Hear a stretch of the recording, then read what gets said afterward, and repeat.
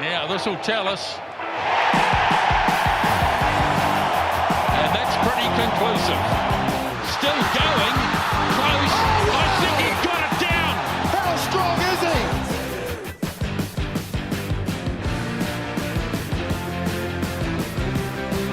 he? Welcome back, everybody. Thanks for joining us once again for the Pick and Go podcast. Fired up because we've got another huge week of rugby to get stuck into. Obviously, the headline event is the All Blacks taking on Ireland, toughest test of the Northern Hemisphere tour so far. And joining me to break it down and preview everything to my left here, Richard Laddie. Thanks for joining the show, Richard. Thanks, Patrick. It's great to be here. Yeah, exciting, huge weekend ahead, and couldn't be more excited. Especially excited to be in the studio too. No. We're back together in the studio for the first time in a long while, so hopefully some fireworks will ensue. And joining us from across the Tasman, our Sydney correspondent, Matthew Fisk. How are you, Fisky? Gentlemen, great to be here. Enjoyed the weekend of rugby. Then we've got the NPC semi-finals. We've got a full card in Europe. So, yeah, bring it on. Very excited. Yeah, no, it should be great. So I don't want to spend too much time looking in the past, especially considering the quality of the game in Rome on Sunday morning our time, but we should probably at least touch on it. I don't think, for me, don't think Ian Foster and co will be taking too much away from that game. Probably a bit of a pen job and just move on and look ahead to Ireland. Is that what you were thinking as well, Richard? Yeah, exactly that. I mean, they knew it was obviously not their full strength team, basically their B team, and there was a few issues with the rush defence, but we're aware of that, I'm sure, and they'll be working on that coming into this big game this weekend. Was there anything that caught your eye watching the game at the Olympico, Fisky?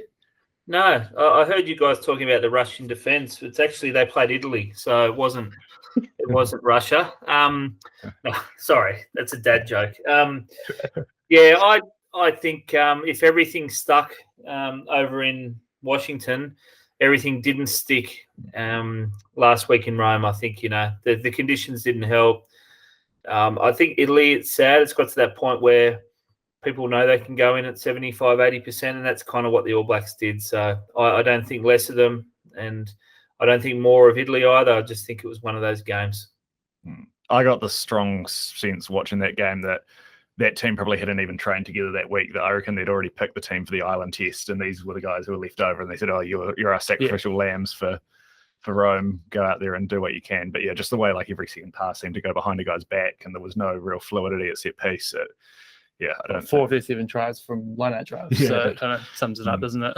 We did shout that out on the podcast last week, had the wrong names, but Hooker's first try and last try. So yeah, and it was uncanny that Italy this year, 3 or 4 occasions, lose by that high 30s, low 40s mark. It just seems to be. And on a few of those occasions, the Six Nations oppositions will be up by 30 at halftime and then just limp home in the second half, or vice versa, which is what happened here. It's a sad state of affairs for Italy. The teams know they can switch off and still get a solid win. Yeah, no, it's not. You would have probably hoped they'd have more development since joining the Six Nations, and they've shown. But hopefully, Kieran Crowley can maybe get them pointing in the right direction. It's certainly not the worst sign at what they did to the All Blacks. Dane Cole's probably the standout player for me. I don't know if there was anyone else. I'll go to you first, Rusty. Was there anyone else who sort of maybe pushed their case for a run in Dublin this week, other than the great man? Probably not. I mean, it would probably depend on the fitness of some of the other halfbacks. I thought Christie was good when he came on. He was probably the only other player who really stood out.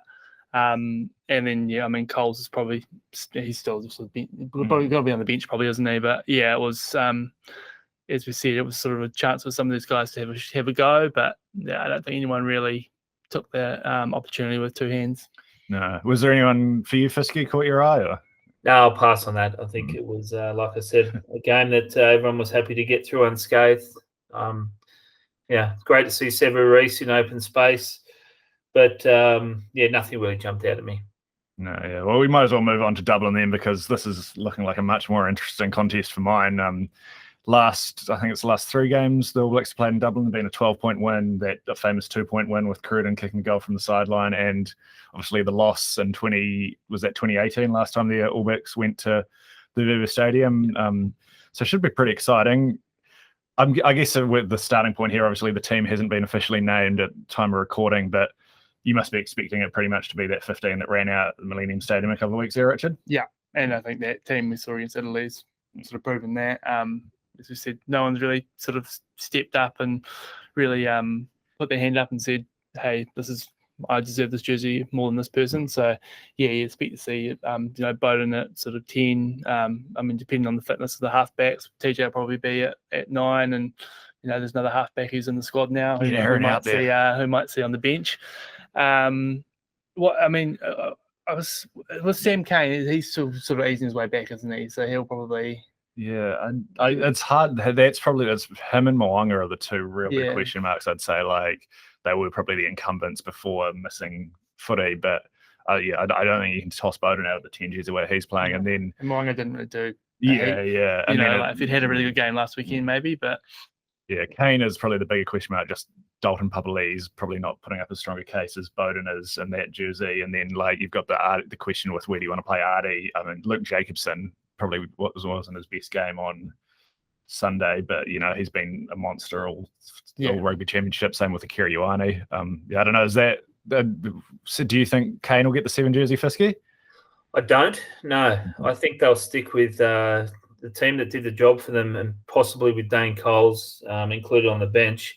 The team that did the job from a fortnight ago in Wales. I think that was it was a tough game, and it was played under tricky conditions with the atmosphere and Wales putting up a fight. And I thought Bodie was awesome, and the experience in the side got them through that. I think they'll reward them by playing in Dublin. I don't see an advantage by rushing him back. And no, I don't think it'll be fair on the side.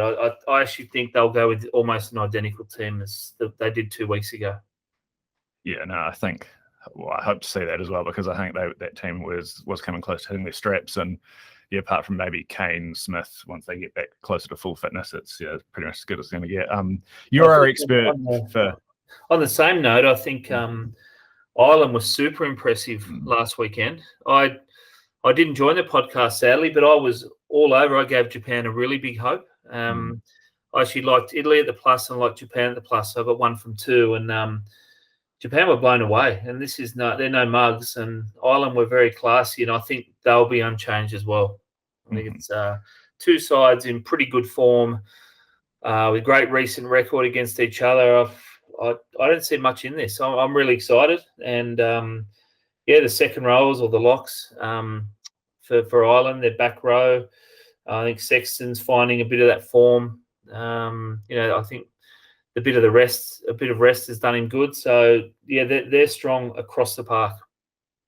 Yeah, no, I expect them to put up a real big side. I think for me, one of the areas to look at, we sort of touched on the rush or Russian, if you live based in Sydney, defence that the Italians threw at the All Blacks on Saturday that did seem to cause them a few problems. And obviously a lot's changed since the last time the All Blacks went to Dublin. No, Joe Schmidt is a massive loss for any rugby team, but it's still an Andy Farrell defence, and that was probably one of the hallmarks of that victory in 2018 for Ireland, was they were just in the All Blacks' faces. They didn't give them any time. I think probably an enduring image for me is just Brodie getting smacked behind the advantage line by about 3 guys whenever he tried to carry the ball. You must be expecting that similar sort of game plan from them on Sunday morning, Richard. Yeah. I mean, after what we saw of Italy, I mean, it was against a B team, but we sort of saw Italy kind of startle that B team a little bit, or quite a bit, and on the weekend. So they'll remember that win from 2018, and they'll be out to sort of do their best to repeat that. Yeah, for sure. Ironic you'd say remember, because I don't think there'd be as much Guinness drunk in Dublin on one night as there was that night. I was watching the replay of it before, and you can hear the fields of Athenry in the background, and you do love to hear it, Just they're passionate Irish fans. And do we know what the story is in capacity? I think it's back to normal there, yeah. So there'll be a full stadium, the crowd will be loud, so that'll no doubt play into it. We're hopefully set for a cracking game of rugby. Were there any? It's a good point you raise about the defence. I think, 2 of the All Blacks' worst losses, I guess, or most disappointing losses in the last 3 years were against sides that really put pressure in defence. I think England in the World Cup semi-final and South Africa recently in Queensland, where All Blacks just don't seem to handle that extra pace under pressure, and it's a lack of sort of close games. They do go to water a little bit, so I've got no doubt in the world that's going to be Ireland's game plan, and it's up to the All Blacks to respond. And they haven't really responded well. There's no plan B if they're getting rushed out wide, not looking to pick people up back on the inside. I think hopefully they've done a bit of work there. I'm worried about it though.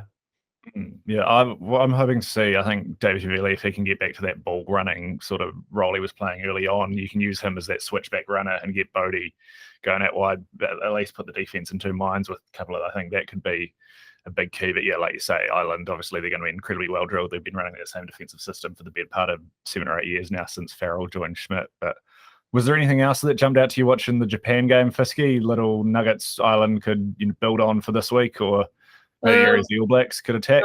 Yeah, where they attack, I'll be going straight at that channel with Bundy Aki. I do not rate him in the slightest. He's a flat track bully. I think he'll know that. He'll know that coming up against his countrymen that he can't intimidate people like he does potentially against Northern Hemisphere side. So I'd be going that channel there in the back line because I think their pack they've got 3 Kiwis, haven't they? Jamison Gibson Park. He actually put in a lovely kick for a try. I think it's their pack is their strength. So really strong and fast back row.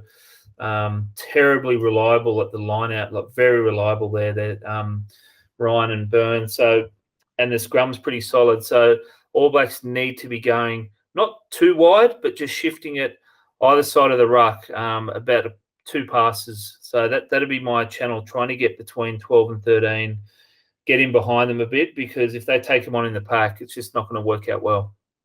Yeah, I think you got to move them around, right? It's sort of the same as the Springboks. You can't let that defensive line get set up and be flying up in your face. There's a lot of great sort of defensive stalwarts there, but maybe not the most athletic if you get them out around the park. So that would be, for me, what I'd be trying to do. I don't know. Is there anything else you think the All Blacks should be working on this week, Richard? Nah, yeah, just you guys have summed it up pretty well, I reckon. They'll want to make sure that if that Russian defence is he got me, Fisky. If that Russian defence is really coming up, they've got that plan B, and I don't know, maybe with I remember sort of Richie Mo'unga in the the semi-final of the World Cup against England. He didn't handle it too well, so maybe if Bowden's there, he might be able to have a bit more control. But yeah, I don't know, I'm just looking forward to it. It'll be a great game. Sure. I take it you obviously rate Ireland as a whole, Fisky, and pretty keen on chances. Are we a chance of seeing another upset here, or are you more looking at maybe that 1 to 12 area, looking at the early markets? I can see an upset. Yeah, I'm not tipping as my best bet or anything, but I marked this as about a flat 7 start, and we're sitting there at 9.5. So I'll be on the plus. But I don't think I'll take New Zealand 1 to 12 because I think Ireland could win it too. I'll just take the plus.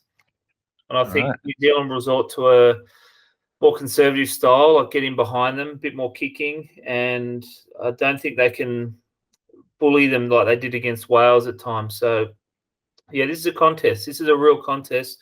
I actually think this week might be tougher for New Zealand than the France game. And I watch France. I think they're not the finished product just yet. And I thought they were a bit sloppy against Argentina last week, whereas Ireland, a bit more experience in that side, and they know how to play New Zealand. So I actually think this is the All Blacks' biggest test of the tour. Yeah, well, not to get us too sidetracked, but interesting to get your thoughts. I also saw a lot of that France game and sort of thought there was a bit of maybe too many cooks in the kitchen going on with Ntamak, Dupont, and Jalabert all sort of trying to run the show. They're used to obviously being the main man for a lot of the rugby they played, but it seemed like it was sort of that you ever go, I'll ever go situation. So interesting to see what. Agreed. Ireland have a very, I wouldn't say it's simple, but they've got a very strong and committed game plan, and they stick to it. So they've got skill. They can get it out wide, and they've got pace, but they don't overplay their hand. Whereas, France are a little bit more flighty. All right. Was there anything that jumped out to you, Richard, when you sort of had a look through the wise? I see the try scorer markets are up, so I'll probably be having a wee bet on Cody Taylor to score. I think, I presume he'll start at hooker, and just the way that the All Blacks played who've been playing sort of, and the way rugby's played these days. I mean, hooker's just free money really. So I think he was paying about $2.20 or something like that. 240. Yeah. 240. Yeah. So have a go at that. Regarding the sort of point start and all that.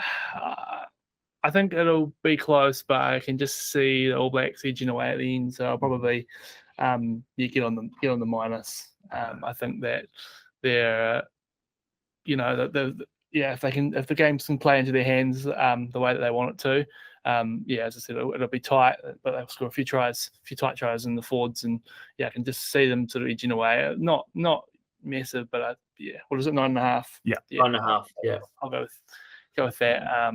But if that defence comes up and we don't sort of handle it too well, it could be okay. Yeah, I think this is a sort of game, right, where if Ireland are going to win, it has to be 14-10, 12-9 sort of situation. Like, I don't think they can win in a shootout. Yeah, what was it in 2018? 16-9, yeah. And the test before that in 2016 at Aviva Stadium after the All Blacks lost in Soldier Field was 21-9. So the last two games in Dublin have both been pretty low scoring. And I think that, Ireland will want to get in that arm wrestle, make it a forward-dominated contest, a lot of set piece, a lot of one-off runners, whereas the All Blacks, they'll have to try and wear Ireland down. And if it's won by, if the scores are in the 20s or 30s, I think that favours the All Blacks, whereas that brings Ireland into the game if you keep it down. So for me, I'm probably leaning towards that 1-12 because, of course, rugby union bonus back is in play as well. So if you do have a winning team and margin bet on the game and your team wins, but by the wrong margin, you'll get your money back as a bonus bet up to $50. So a little extra nugget to keep in mind there for the punters for this game and all 4 NPC semi-finals, which we'll get onto shortly. But any other last nuggets for the punters either of you two want to pass on before we take a little trip around Europe? Not in that game. Yeah, I'm just going to be chips in on the plus. Mm-hmm. Yeah. Any other pluses that caught your eye? I know you're probably foremost expert on international rugby in Europe at the moment, Fisky. Because there's one or two I'm pretty keen on. I don't know if anything. I'd love to hear your thoughts. There's two that jump out at me apart from this game. I love the Fiji plus. Mm-hmm. I'm real big fan of Fiji, and it's not just a style of play. We all love that, but they're a good side. They really tested the All Blacks, and not many sides can say that, particularly second tier. There's no second tier sides can say that, but they tested the All Blacks twice this year. The majority of their players are based in Europe, so they've got a massive pool to pick from. Wales are very shaky, and I think they can win this game. So 13.5 for me is a little bit of a steal. 14.5. I'm all over that.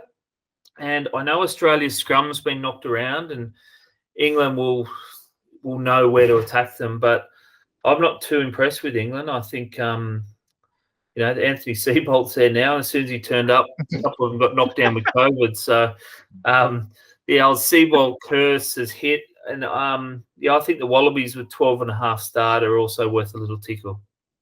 Yeah, that was the one that sort of jumped out to me first. Obviously, I'm super keen on Fiji just as a principle. I think while Wales will get a few of their club players back, they're not going to get. There was plenty of guys missing that All Blacks test through injury as well, so they won't have a number of them available, which is massive. And Fiji, like just the way they're going to put pressure on Wales, which is another game where if it does get into a bit of a shootout and the Fijians can get those offloads going to hand, 14.5 looks too massive. But I just think on principle, a team who plays footy like England play shouldn't be 12.5 point favourites over a top 5 team. I think Karevi's a massive miss for the Wallabies like that. You saw that against Scotland. He just took so much pressure off the rest of their backline as a sort of ball carrier and sort of the fulcrum. They could run everything else off. But England they're not going to play the most expensive footy. It's probably not going to be a lovely day in London in November. So I'd be pretty keen on that 12.5 as well. I don't know if you. Yeah, I liked both of those pluses actually. And England have had quite a soft run up to this game. I think the last 3 games of USA, Canada, and Tonga, so they haven't sort of played against tier 1 nation in a while. And getting that big of a start, I'm just not sure about. I'm intrigued about the Scotland South Africa game as well. obviously Scotland got that win last week against Australia. By And- transitive property, they're a better team than South Africa, right? Australia beat. Yeah, well, Yeah. I think So- there's a shandy between Scotland and England at the moment. There's not a lot in it, and Scotland beat them earlier in the Six Nations, didn't they? yeah. So Yeah. I actually, and Australia were very unlucky, desperately unlucky, having a try disallowed. So I think the score flattered Scotland a little bit last week, and also I think Tonga played about 30 minutes of the match with 14 men against England. So it also, and they're horrendous. So I think the scoreline flattered England. So I think it lines up well for the Wallabies. And like you say, I think I don't think Wales offered much, and South Africa just fell in over the top against them with a late try. So I think you're right there. That Scotland South Africa game is lining up as a really tough one to pick. And South Africa, they have had a history of some pretty notable flops on the Northern Tour in the last few years. Obviously, a different coaching staff now. Rassie Erasmus probably, I don't know if he's over there or he's still in Cape Town with his video device, but he's probably a better motivator. I think I saw him in the box the other day. Right. Yeah. Do we reckon he sent the streaker on? Oh, who knows? Who knows? But He's just Jarvo in disguise. No, Java was in Dublin. Oh, that's right. Yeah. Okay. Shit. Can't keep track of Jarvo. It's just, Java. I wonder where he'll be this weekend. But yeah, no, that sounds like we might have a little official pick and go multi going on there with the Fiji, the Australia plus into the Fiji plus. A couple of I'm on board there. Look, Wallabies do have. Looks like they're tight. I think their tight headstocks are really, really thin, and that'll allow England just to focus on that area of the game. And if every scrum turns into a penalty, that's a worry. That just closes things up for the Wallabies, makes it really tough for them. So I hope the Wallabies can just hold their end of the bargain up in the scrum, because if they do, I think they're more than capable of winning. Yeah, but and that is a worry there. Like if they're at the point where they're just going to get monstered in every scrum, it's just going to be a penalty every time, and forget about it. There's no chance. Yeah. The English have had a couple of issues with their front row stocks as well, haven't they? Joe Marler, obviously COVID, so he's out, and I don't think they're at full strength. But yeah, the whole styles make fights situation. England probably very similar in sort of game plan to South Africa against the Wallabies, and we saw how that went. I was probably, being at home, it's more the English will be more suited, but 12.5 just seems a bit big. So. Huge, yeah.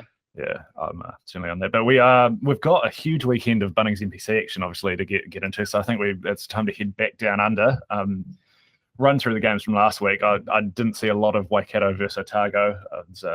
I had to carry on that with Paul, so I'm happy to report that I finally got one back from him. But yeah, I think Otago kind of were pretty brave, and they were in it for. I mean, it was only lost by 2, and they were in it for a hell of a lot of the game. They had a red card there. I can't remember his name, number 6, sent off, so they had a man in the bin for 20 minutes, but they could have handled that really well. So I don't know. I'm not minding Otago at the moment. I think they've really improved. Yeah. No, that's pretty good form. I think the way Waikato have been playing to go toe to toe with them for pretty much 80 minutes, especially when there was nothing riding on the game. Like they were going to Palmy no matter what happened. They could have won by 50 and still finished third. So yeah, did you manage to catch much of this one, Fisky? Yeah, I think Reese's spot on. I thought the Otago were probably the slightly better side, a little bit unlucky. Waikato hung in there and kind of scored with not many opportunities. So credit to them, but Otago dominated the match. And interestingly, Canterbury up against an absolutely exhausted and brave Bay of Plenty probably should have won by 20 or 30 and just dominated that one too. Wellington a little bit unlucky. I thought they were back in the game and slipped up there. They dead set those on the plus. Got done in the 84th minute. That was a bit sick, and I was one of those. But I thought it was the last game was a nothing game, and it played like that. So wouldn't say it was the most inspiring of weekends, but sets us up for this week anyway. Yeah, it was the only real takeaway I had from the other games was just like very strong on-brand performance from the Lions to go 24-0 down like that. Sort of exactly what I'd written down as well. Yeah, just and then to come back, how many Lions games this season has one team been up by 15, 20 points and really come back. So it's like watching college basketball, just going from run to run to run. But no, they had the momentum in the second half, and I think Fisky's right. They look like they could be in, but Tasman just held on in the end and probably just were the better team. We'll get to it shortly, but not overly promising signs for the Mako because they're going to be put under a lot more sustained pressure this week by that Hawke's Bay team, and they weren't super capable of holding their lines when Wellington did decide they wanted to play some footy. So, but we'll get to that in a second because first of all, Friday night, I'm going to say the main event of the round. Others may disagree, but they would be wrong. The Otago, who put up the good performance, as we said, in Rotorua last week against Waikato, head to the Boneyard to take on the well-rested Turbos, who finished second on the ladder, get the home semi-final for the first time since 2014, the championship winning season. Odds open dead even. It was $1.90 each way on Monday afternoon, but the money's come for Otago. Now $1.62 head-to-head. Manawatu, you can get at $2.20. And the point start in that game's 2.5, so you can still get Otago at less than the penalty. Has that been your money move in the market, Fisky? Mate, I'm all over it. This is I'm excited about this game, but not for the same reason. I think this is the best bet of the round, including the internationals. I think Otago are coming good at the right time of the year, and Manawatu haven't won a match for over a month and hardly played much footy. I think they're outclassed here, and they've shown that they just can't compete when up against a side with a bit more talent. So I'm all over Otago. I think they'll win this by at least a try. So very, very confident. Otago are strong across the park, and I can't believe the betting. I thought this would be 6 or 7. So I would still take the -2, and I'd take -4 even. So very confident.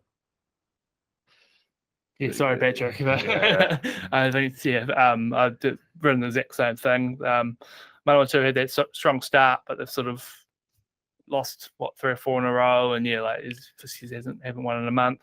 Otago have just seemed to be getting better and better. They're sort of grinding out some wins, playing some really good footy, and I was impressed with them against Waikato. So yeah, I like the -2.5 here, and I think that even though Manawatu won earlier this year, Otago were on a 5-game winning streak against Manawatu before that. So Manawatu now on a 1-game winning streak against Otago. Did you find?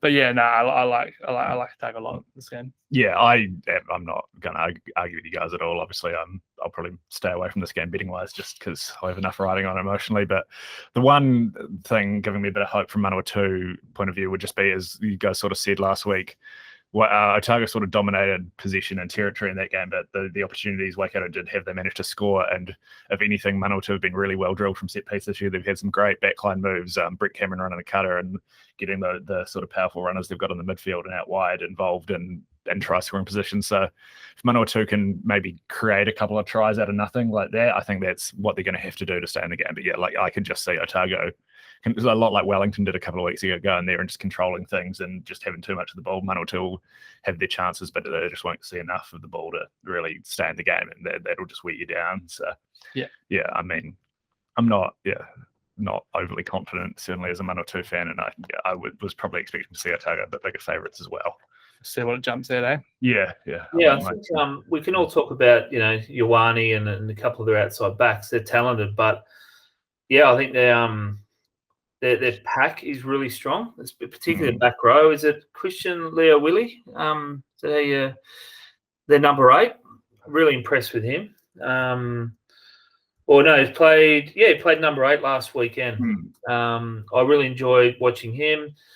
I thought, back row, second row, a couple of good youngsters as well off the bench. So Otago, it's quite promising times for him. This is a mismatch. Yeah, and I'd say that's probably a sort of strength against weakness as well. Manawatu have obviously got those 3 great ball carrying loose forwards, have been stars all season, and the backlines are pretty good. But the tight 5, especially with Liam Mitchell already gone to Italy, it's definitely, they've got a couple of injuries in the front row as well. So that's probably their, if you can target Manawatu anywhere. You were talking about the England-Australia game before, Fisky. If every scrum's just a penalty, could be a real big issue there. So yeah, I'm talking myself out of it as we go. So we'll move on to Inglewood, which has been a very happy hunting ground for me most of the year. Not so much on Sunday afternoon with Taranaki not quite covering the start, but they're pretty similarly priced this week. $1.10 head-to-head, 18.5 point favourites. If you want to get as much as Southland at $6.20, but I mean, are you giving them any chance, Richard? Nah, it's hard to give them any chance. Yeah, I mean, they got off to a good start last week against Taranaki, but then what Taranaki put on 20, I think it was at 10-0, and then it ended up being 24-0, I think. Yeah, so correct. they just ran away with it, and I mean, they looked like they had some more left in the tank, I thought. So,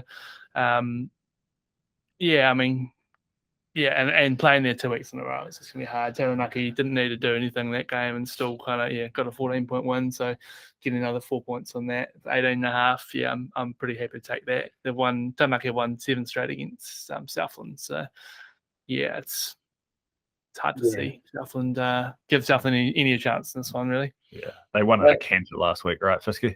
The first 25 minutes was all Southland, and they were, they still only got the 10 points and kind of never threatened after that. And everything did go their way early. So they're probably not going to get a similar start. They'll be playing from behind, and then they really battle when that's the case. I'm not sure Scott Barrett will be available. I don't know what you guys have heard. I think his partner's due this week for the baby. So maybe it was just that debut for Taranaki, and he may be unavailable for the rest of the season. I'm not sure on that. He will obviously make a big difference, but Naki, they were sloppy and still got up comfortably. I think they'll be a lot more measured this week. And it's not like they were struggling before Scott joined the team last week. Like they're flying without him. He was really just a little bonus. But I don't know what their eligibility rule. Maybe he had to play one of the round robin games to be eligible for the final if things work out there, or what the situation is. That's right. Yeah, that and I think they were a bit sloppy. Their minds were elsewhere for obvious reasons. There was a nothing game, and I'm prepared to forgive them. They're just well below what they've been all season. So I think they'll bounce back, a bit more clinical. And, look, it's a big start. And I'm not going to have a bet, actually, but if I did, I'd take the minus. Yeah, for sure. One game where I certainly will be having a bet, 4:35 McLean Park up in the Bay. Should be a lovely Saturday afternoon there.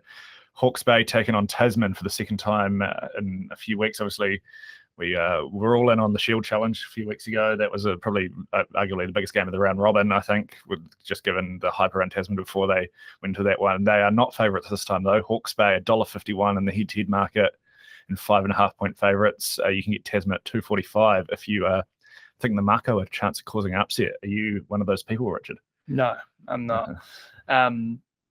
The Mako, I backed them in that, that Shield Challenge. They had a bit of momentum, and I thought they were the better team coming into that game. But Hawke's Bay, they sort of got out to that lead and were able to sort of hold on.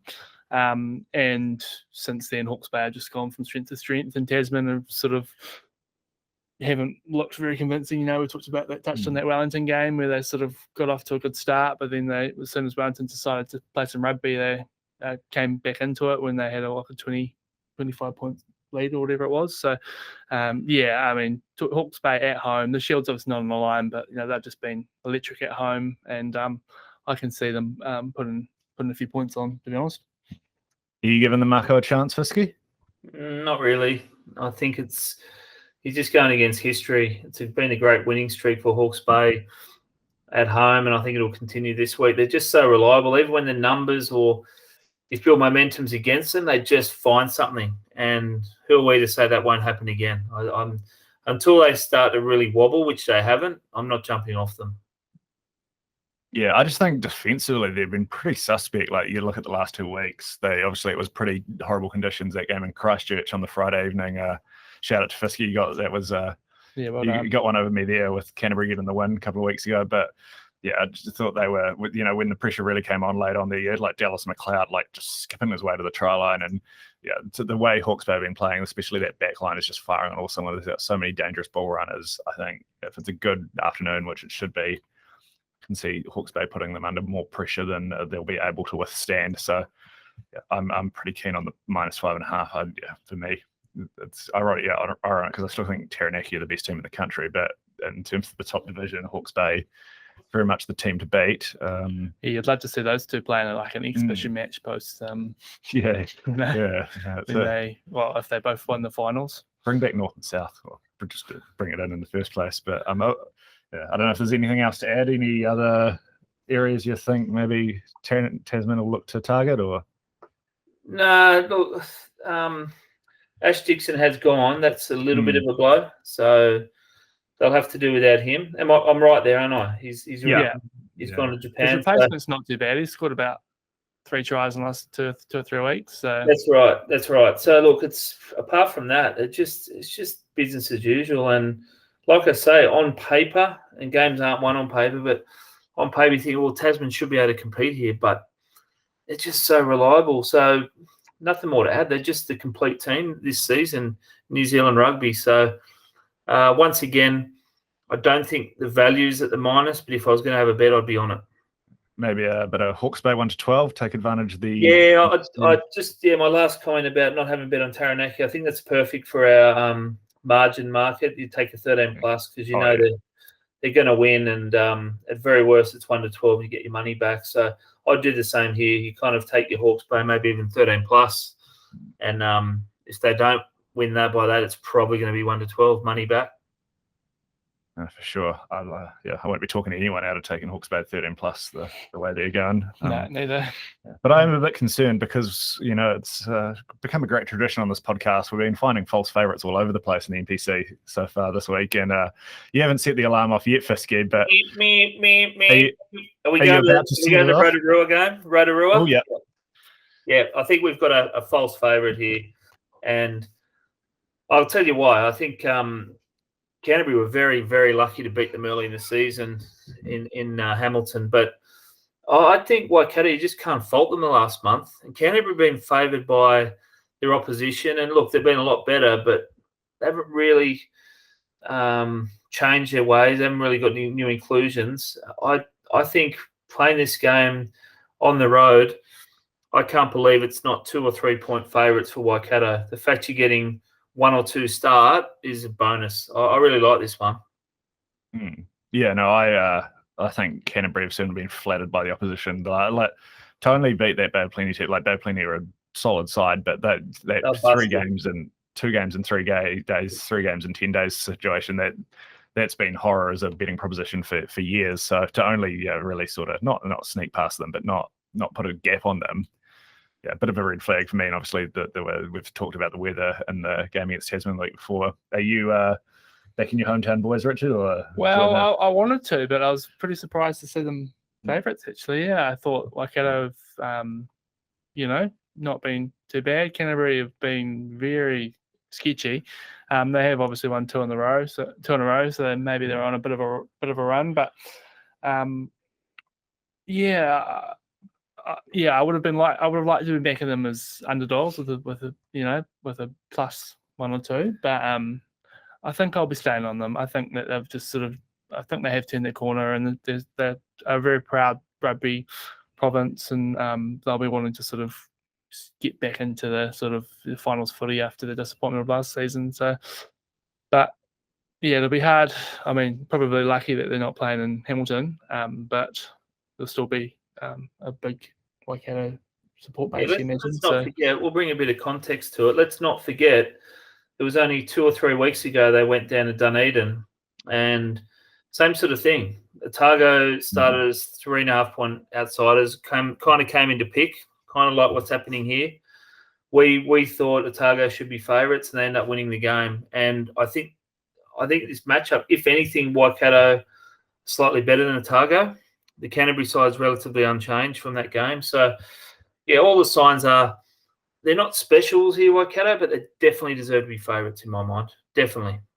Yeah, Canterbury have just struggled to put an 80-minute performance together all season, really, haven't they? Like that game, they were up 17-0, and then there was that Hawke's Bay game where they just leaked 30 points, and they struggled to put together an 8-minute performance in that game. So I'm going to side with them. I think they've turned the form around, and but would have rather be backing them with a couple points in the plus. Yeah, and I just think for the value proposition, give me the Moolus, give me all the Moolus. When you're a false favourite in the NPC this season, it's a bad sign. Yeah, let's do it. Yeah, Get on. Right, speaking of let's do it, shall we get to some best bets? Give the punters the good oil. I think I know where you're heading, Fisky. Yeah, I'm heading up to Palmerston North for Otago -2.5, and I'll take that up to -4. I think that's a really good way to start the weekend. I mean, heading up to Palmerston North is always a good way to start the weekend. I just agree Sure with the is. rest of what you said. But Sure is. and what's your best bet for the weekend, Richard? Yeah, the same actually. Yeah, I just think that they are a great bet, and they should be way too good. If, I might even have a wee play on the bonus back 13 plus in that game, to be honest. You do you. I'm going to take in the Wallabies in a very strange. I don't think anyone.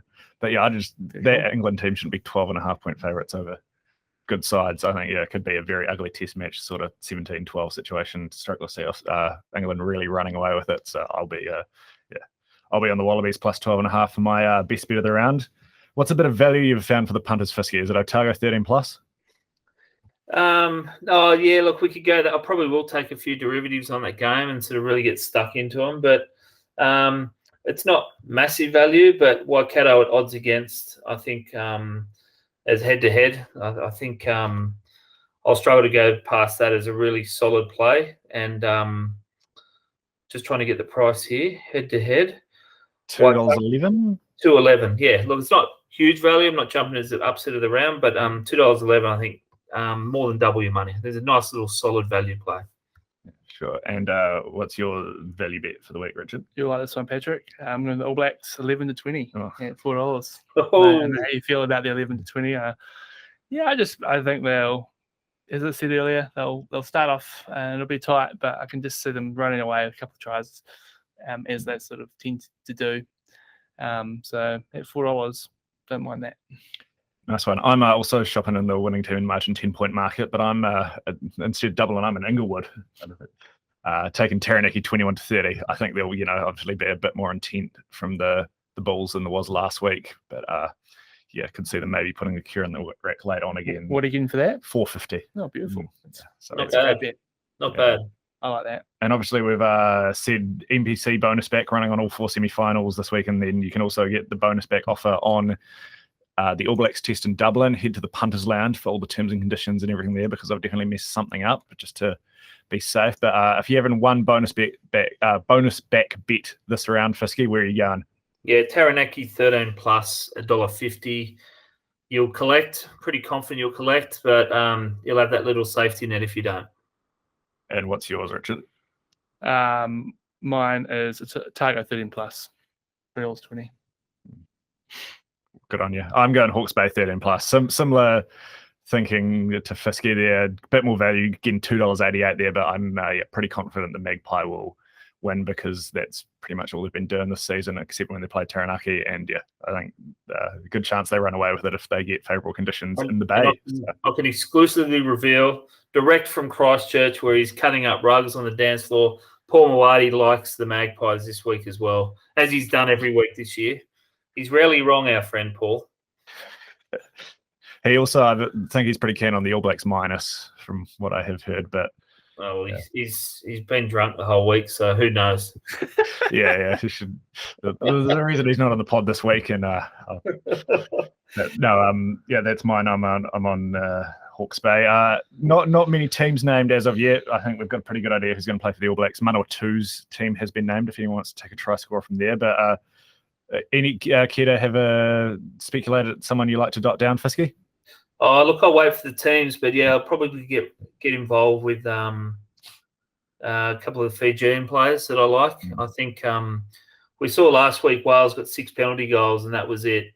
And I think that's all I'll be getting this week. They'll work up in goals, and Fiji will score, I think, 3 or 4 tries. So I'll just look at their outside backs. They're just deadly. So let me see their team, who's playing, but I want to get on the Fijians. Yeah, Josh Tuisova and his calves. Surely, if he's out there, he'll be hard to stop on the wings. So, anyone? How good are they to watch? They actually won in Spain last week and won by about 30.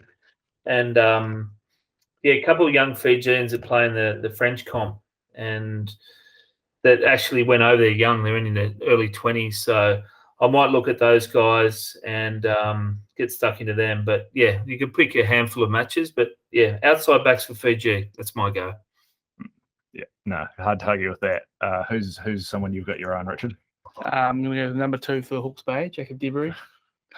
Hawke's Bay Hookers just love to score tries, and he's been sort of continuing that tradition. So, I just think that the way that we've already talked about that game, I think Hawke's Bay will do a number on them, and I would not. Yeah, I think he'll be. I mean, I imagine he'll be playing at sort of $2.40 mark. So I do. Yeah, as I said earlier, I also like Cody Tyler, so I'll probably have a little multi there as well. Well, I have to shout out. Of course, we did tip out the hooker first try and last try prop for the All Blacks last week, which did come in to Suffer and Dane doing the business. So yeah, maybe have a bit on Dane Cole's last try scorer if he's named on the bench. But my official try scorer tip for the week is the great Ed Feeder, who's been on fire on the left wing for Manawatu. Like I said, I think the Turbos will have a few set pieces lined up because that's what they're going to have to do to stay in this game. And Ed's probably been their best strike weapon. I think he'll be on the end of a nice little short ball from Brett Cameron to have a run at Josh Ioane at some stage or something like that, or maybe a double skip to get him in some space out wide, and I reckon he'll dot down at least once at the boneyard. So I'll be back in Ed. And finally, I'll just get a multi-anchor off each of you. Who's going on all your multis this week, Fisky? It won't be New Zealand. I think they're a little bit of a risk, so won't be New Zealand. Good multi-anchor. It won't be Argentina either. I think they're a little bit of a risk against Italy. And so a couple of these favourites, actually all these ones in Europe, I don't think Wales are morals. I don't think England are. So I'm going to steer clear of any of these Northern Hemisphere sides, and I'd recommend you do the same as head-to-heads. I just think a lot of them are risky. My anchor of the week is Otago at around the $1.65 mark. Good as gold. Lock it in. Yep. Who's yours, Richard? It's like at the episode of The Simpsons when Ralph Wiggum's heart just About to just cut the lights. I'm going to do a two-leaguer Hawke's Bay Taranaki at $1.66. Just they're clearly the two best teams in competition, and to get $1.66 for that, I like a lot. So yeah. Yeah, I also like Hawke's Bay. I mean, Taranaki $1.10 chucking and everything. But my official multi is South Canterbury in the Meads Cup final. They've just been absolutely flying the season. They're $1.33 at home against the Swamp Foxes. They've also been pretty good, but they're not winning down in Timaru. Just get on South Canterbury. It's 8.5 the point start. I don't mind that. South Canterbury. Sorry, Paul Mawadi was talking up South Canterbury earlier. Actually, they might have to change that. But as of now, no, I'll stick with even Mawadi can't slow them down. So yeah, all in South Canterbury. That's my one. Beautiful. All right. Thank you for joining us, both of you. I'm sure the punters enjoyed all the insight and everything else. Hopefully we'll be back to do it again, recap the test in Dublin, another tasty little encounter in Paris coming up in 10 days' time. So, and some NPC finals, of course. So another huge weekend. Let's not forget the T20 final with the Black Caps. Oh, yeah. Ooh.